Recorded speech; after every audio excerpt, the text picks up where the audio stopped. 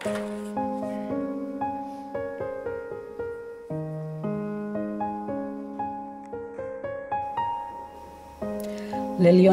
tenia 14 anys i 3 hores quan va posar-se a treballar. Aquestes coses queden enregistrades a la sang per sempre. Duia trenes encara i deia «Sí, senyor» i «Bones tardes».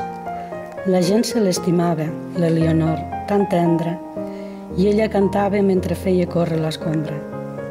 Els anys, però, a dins la fàbrica es dilueixen en l'opaca grisor de les finestres, i al cap de poc l'Elionor n'hauria pas sabut dir d'on li venien les ganes de plorar ni aquella irreprimible sensació de solitud.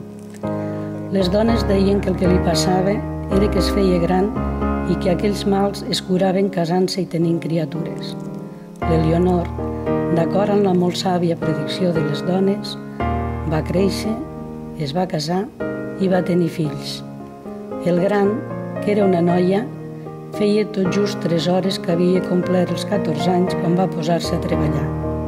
Encara duia trenes i deia «Sí, senyor» i «Bones tardes».